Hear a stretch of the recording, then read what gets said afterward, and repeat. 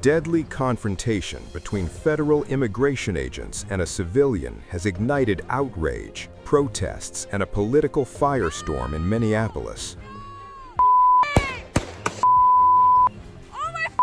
On Wednesday morning, an immigration and customs enforcement agent fatally shot a woman during a federal enforcement operation in the city's central neighborhood.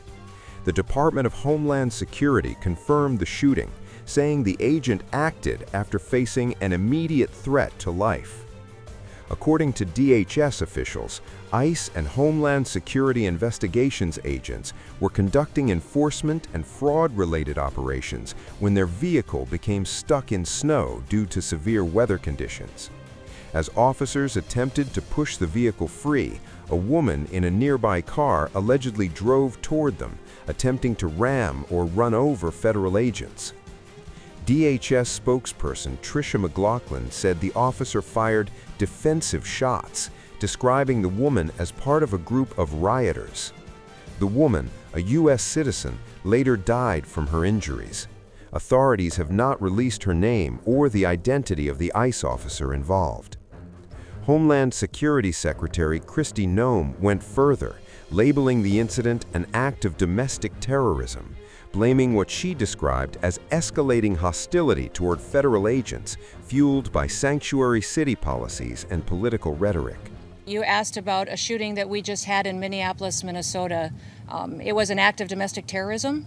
What happened, it was our ICE officers were out in an enforcement action. They got stuck in the snow because of the adverse weather that is in Minneapolis. They were attempting to push out their vehicle, and a woman attacked them and those surrounding them and attempted to run them over and ram them with her vehicle. An officer of ours acted quickly and defensively shot to protect himself and the people around him. And my understanding is that she was hit and is deceased. We're continuing to gather more information, but this goes to show the assaults that our ICE officers and our law enforcement are under every single day. These vehicle rammings are domestic acts of terrorism.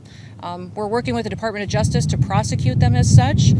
We will continue to protect our ICE officers and in cooperation with other law enforcement agencies as well.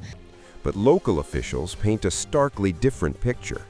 Minneapolis City Council member Jason Chavez said the woman was an observer who was watching out for our immigrant neighbors. Mayor Jacob Frey condemned the federal presence outright, calling it chaos and demanding that ICE leave the city immediately. "We stand rock solid with our immigrant and refugee communities," Frey said, arguing that federal immigration enforcement is making Minneapolis less safe, not more. There's a lot of information that is swirling around right now, and we collectively are going to do everything possible to get to the bottom of this, to get justice, and to make sure that there is an investigation that is conducted in full. But what we do know is that a 37-year-old woman is dead and that she was shot by ICE. They are already trying to spin this as an action of self-defense. Having seen the video of myself, I want to tell everybody directly, that is bullshit. There's little I can say, again, that'll make this situation better, but I do have a message for our community, for our city, and I have a message for ICE. To ICE, get the fuck out of Minneapolis. They want us to respond in a way that creates a military occupation in our city. They want an excuse to come in and show the kind of force that will create more chaos and more despair. The preliminary information that we have indicates that this woman was in her vehicle and was blocking the roadway on Portland Avenue, midway between 33rd Street and 34th Street in the city. At some point, a federal law enforcement officer approached her on foot, and the vehicle began to drive off. At least 2 shots were fired.